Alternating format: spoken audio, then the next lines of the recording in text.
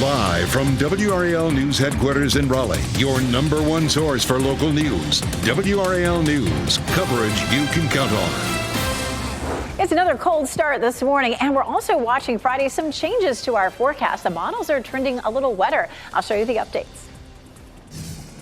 Durham is considering bringing back technology that detects gunshots in the city. Why police say ShotSpotter is a tool they want to be able to use once again.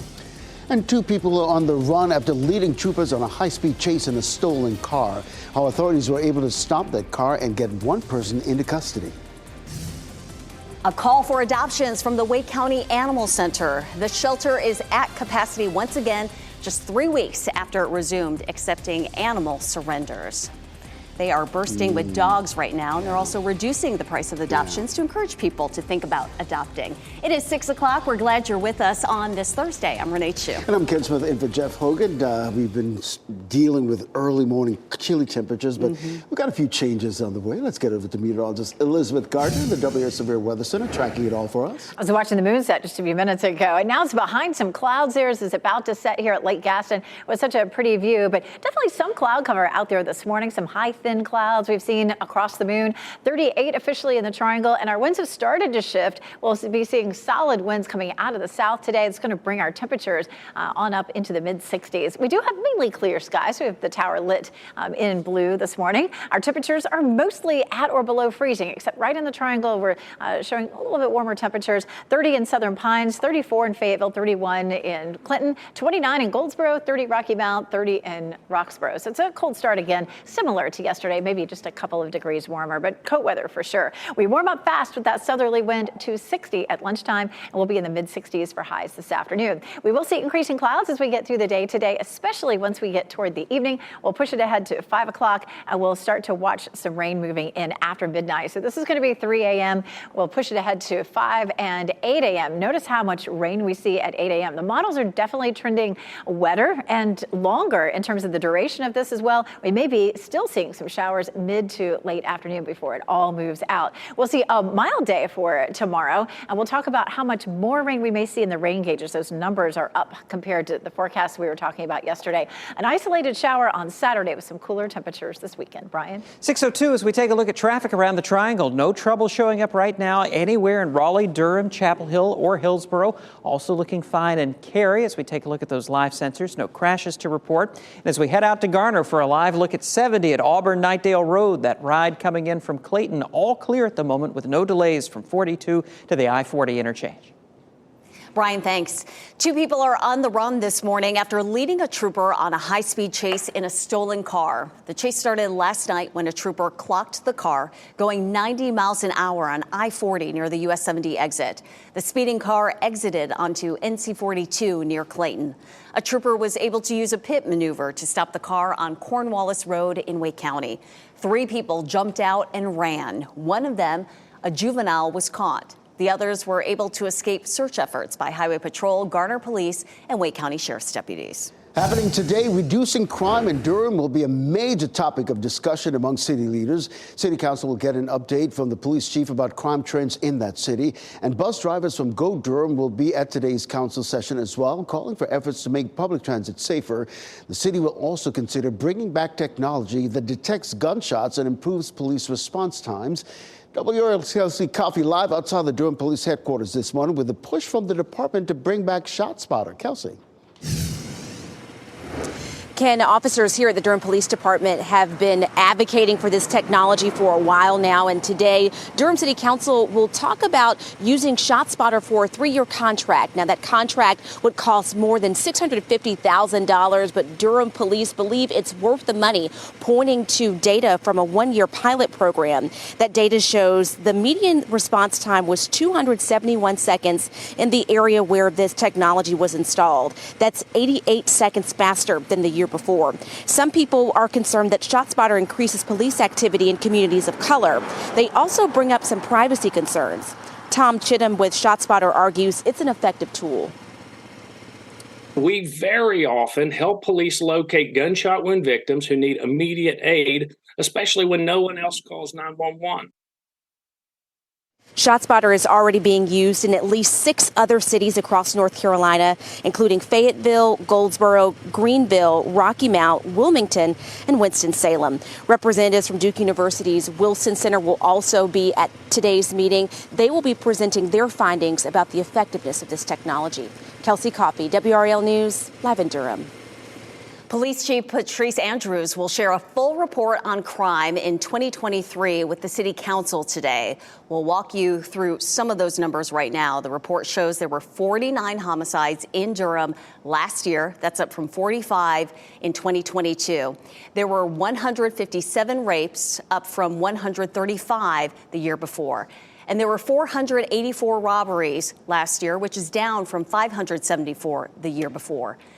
Chief Andrews will also talk with city leaders about police response times and staffing.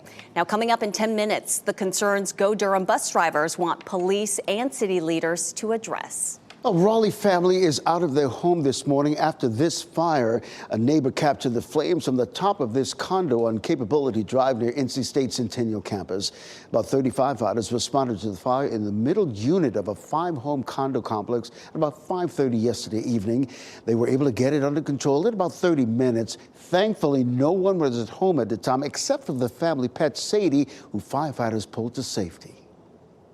I'm just glad Sadie's okay. She was on the first floor. She can't go up and down the stairs at all, so she was safe down there. Really happy Sadie made it out. Firefighters say the fire was contained to the balcony and attic. They say it was accidental. And happening right now in the WRAL Live Center, AT&T customers reporting connectivity issues nationwide.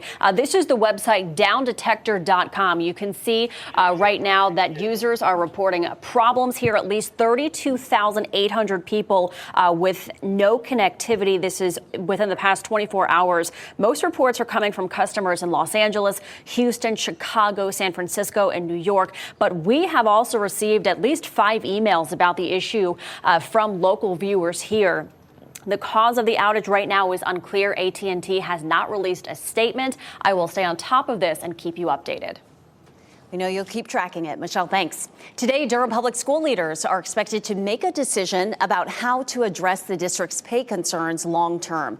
The board is considering different options to give classified staff raises and restore salary steps that were taken away from employees.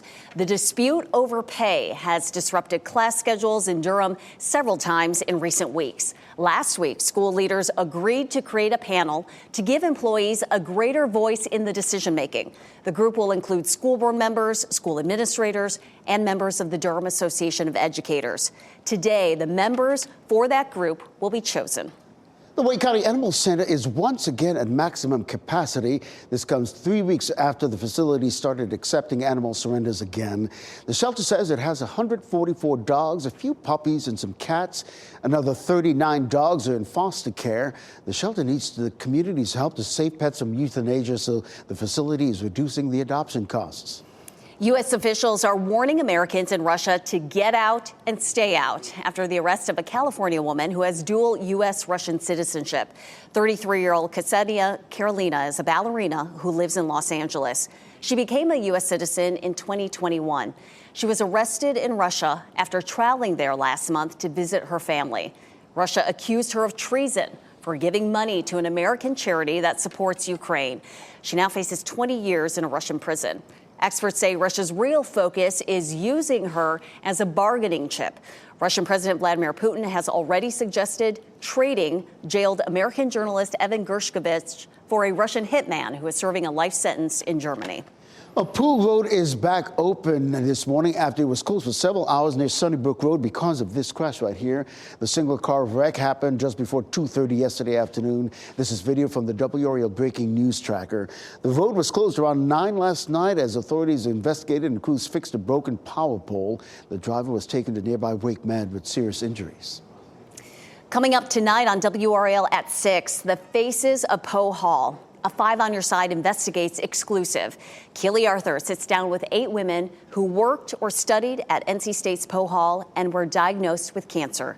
In November, the university closed the Education and Psychology Hall after testing revealed high levels of cancer-causing toxic chemicals. In the 4 months since, more than 100 people who worked or studied in Pohol have come forward to WRAL saying they have cancer or a serious illness. It's not known if the cases are connected to the chemicals. NC State hired a consulting firm to do more testing on the building. Yet many of the people with cancer say the university will not respond to them when they ask for guidance. Let us help you. Let us work with you. We're not against you. We really want to work with you. And I think that that's the only way that we're going to be able to lower levels of anxiety and frustration and work together and really get good answers to this. Tonight at 6, we'll take a closer look at the types of cancers reported in people who spent significant time in Pohol. Just about 10 minutes after 6 this morning, today a U.S. spacecraft expected to land on the moon for the first time in half a century. What NASA is hoping to accomplish with this landing and how it could affect future space travel. And coming up in our next half hour, a North Carolina death row inmate is trying to get his sentence adjusted, how his case could affect others in the prison system, and the 2024 governor's race. That's coming up at 6:30. Today's going to be a nice one. It's a cold start, but we climb into the mid-60s. Tomorrow is going to be wet. The computer models are trending wetter in terms of how much rain we may see and how long it could last. I'll show you the updates. As you get into your car, tune to WRAL News Plus on your radio. In Raleigh on 99.3 FM. In Durham, 96.5 FM. And everywhere on 101.5 HD3.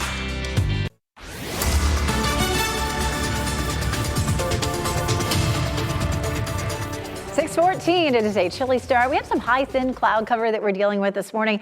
The kids at the bus stop will have their warm coats on. We're seeing temperatures ranging from the upper 20s to mid-30s, just depending on where you are. Today's going to be nice and dry. And as a matter of fact, when they get off the bus, it's going to feel really nice. Temperatures will climb on up into the mid-60s for this afternoon. We will see increasing clouds. Walking the dogs this morning, though, it is cold out there. In some places, temperatures have dropped down into the upper 20s this morning. We're likely to see those temperatures climbing pretty quickly, though. By 9 o'clock, we're up to 44 degrees. Now, today stays dry, but tomorrow we are looking at the potential for some scattered showers, and it is likely to affect us during the morning commute. The bulk of the rain may fall in the morning, but we'll still see some scattered showers in the afternoon. I'll show you the timeline on Futurecast. Coming up, Brian.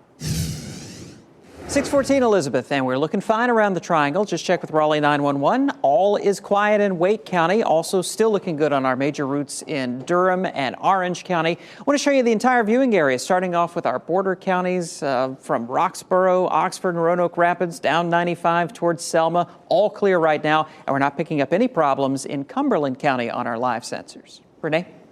Brian, thanks. Go Durham bus drivers plan to show up at today's Durham City Council work session. They are calling on the council to address safety concerns within the transit system. Bus drivers say they are worried about not only their own safety, but also the safety of their passengers. Drivers tell WRAL they've experienced robberies, assault, and more while on the clock. They want city leaders to work with police and the district attorney's office to hold people more responsible for crimes. They also want increased security. Well, people in Wisconsin are holding out hope. A 3-year-old boy who vanished Tuesday will be found safe. Elijah Vu disappeared from his family's apartment complex in Two Rivers. That's about 40 miles southeast of Green Bay. Police are calling it an abduction. Dozens of people attended a candlelight vigil last night for Elijah. Many are also organizing search parties to help authorities find that little boy. This next story is exciting. The first U.S. moon landing in more than 50 years could be happening today. The Odysseus lunar lander, also called ODI, is scheduled to touch down on the moon tonight. The uncrewed lander launched last Thursday. Now, if all goes as planned, the spacecraft is expected to land near the moon's south pole at around 5:50 p.m. The spacecraft has a camera system that will capture its descent. It's also carrying science and technology experiments that could help with future lunar landing missions. It's preparing us for sending humans to the lunar surface in advance of the Artemis missions. If the mission is successful, this will be the first commercially built craft to ever reach the moon. More on this historical mission is coming up this morning on Today, which starts right here on WRAL at 7. Cannot wait for that. Yeah, we're looking forward to that. We'll get a check of the forecast in a minute, but we want to check in with Brian Schrader. Now we'll look at the morning commute that's happening.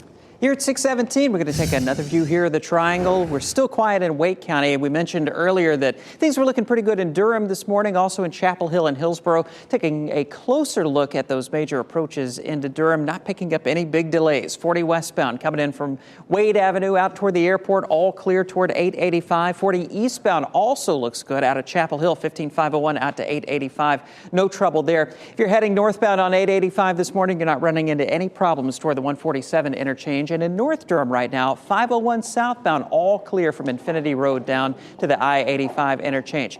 Remember, if you're heading out later this morning, you can listen to us live on the radio all morning long at 99.3 FM in Raleigh, 96.5 FM in Durham.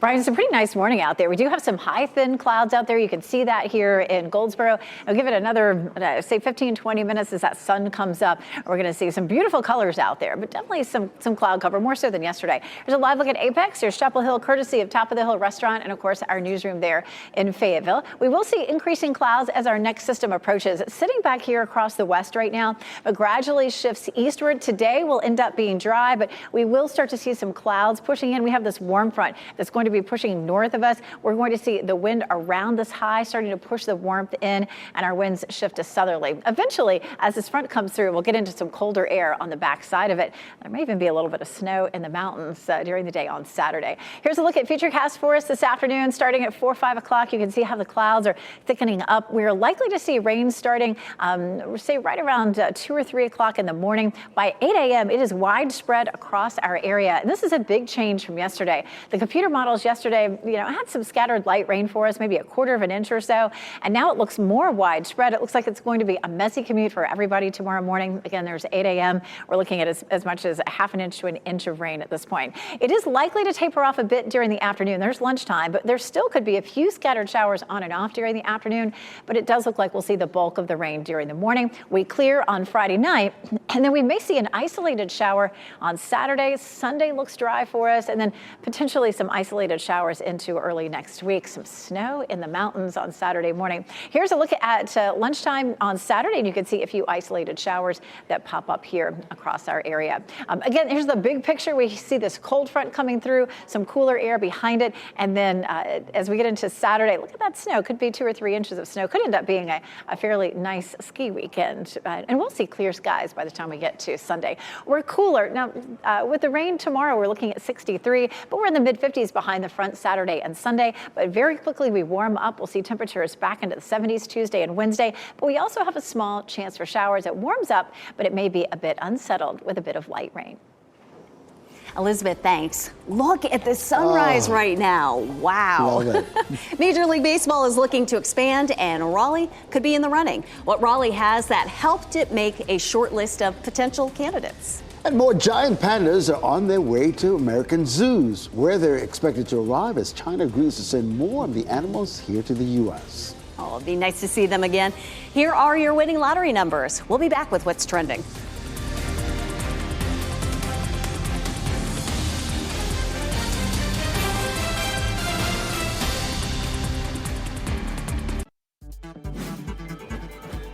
This What's Trending report, sponsored by Rug & Home. Well, now that the NFL season is over, Travis Kelce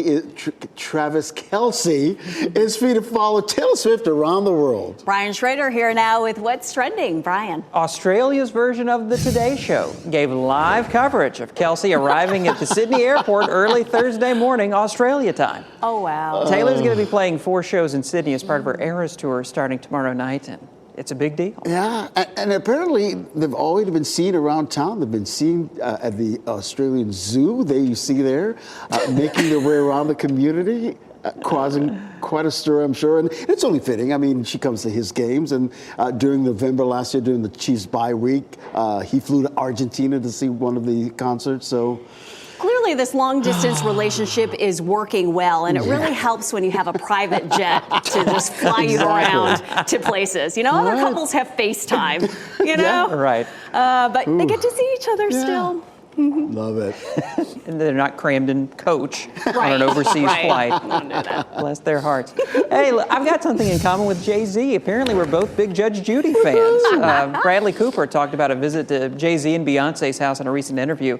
He was there to ask Beyonce if she would be in A Star Is Born. That role, of course, eventually went to Lady Gaga. But Cooper got a big laugh from the crowd when he said that Jay-Z was watching Judge Judy when he walked in. That is such a fun anecdote to share, like from another celebrity. I walked in and I saw Jay-Z watching Judge Judy, just like the rest of us. We love Judge Judy. But Beyonce possibly could have been in A Star Is Born. Who knew? I love that movie. And Lady Gaga and Bradley Cooper, wow, they had crazy chemistry, right? Very and that nice. made the movie, Wow. but did not know that Beyonce was originally offered the role. Love it. Brian, thanks. Well, Lionel Messi is already making his mark on the new Major League Soccer season. He helped set up both Inter Miami CF's goals, and this beat Real Salt Lake is in last night's season opener 2-0. Messi and Miami will travel to Los Angeles next to play the LA Galaxy on Sunday. The cheapest tickets available for that game is $275.